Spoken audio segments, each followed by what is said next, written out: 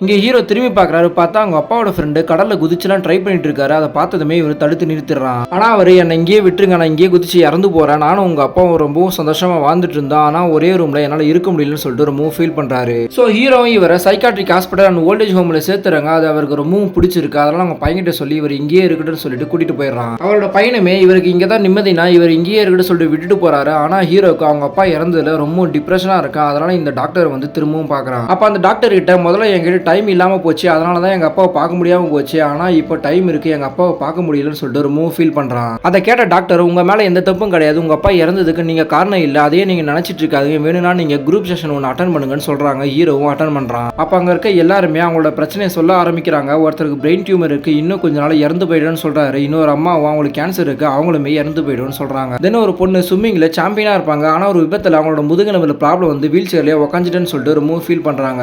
So இவங்க எல்லாருக்குமே ஒவ்வொரு பிரச்சனை இருந்துட்டு இருக்கு. அந்த செஷனுமே நல்லா தான் முடியுது. ஆனா அடுத்த நாளே இவங்க எல்லாருமே வெளியே போகலாம், ஒரு ட்ரிப்புக்கு போகலான்னு சொல்லிட்டு முடிவு பண்றாங்க. அப்ப பிரெயின் டியூமர் வந்தவரை, நான் இன்னும் கொஞ்ச நாள் இறந்து போயிடுவேன், ஆனால் நான் ஸ்கூல்ல ஒரு பொண்ணை லவ் பண்ணேன், அந்த பொண்ணுகிட்ட மட்டும் ஒரே தடவை பார்த்து பேசினா மட்டும் போதும்னு சொல்லிட்டு ஹீரோ கிட்ட ஹெல்ப் கேட்கறான். ஆனா ஹீரோ முடியாதுன்னு சொல்லிட்டு அங்கிருந்து போயிடுறான். பார்த்தா அடுத்த நாளே இவருக்கு ரொம்ப சீரியஸ் ஆயிடுது. இப்ப திரும்பவும் ஹீரோ கிட்ட கடைசி ஆசையா நான் ஒரே தடவை கூட்டிட்டு போகணும்னு சொல்றாங்க. ஹீரோ ஒத்துக்கிறான். அதை சாக்கா வச்சு எல்லாருமே அவங்களுக்கு விருப்பப்பட்ட இடத்துக்கு போகணும்னு ஆசைப்படுறாங்க.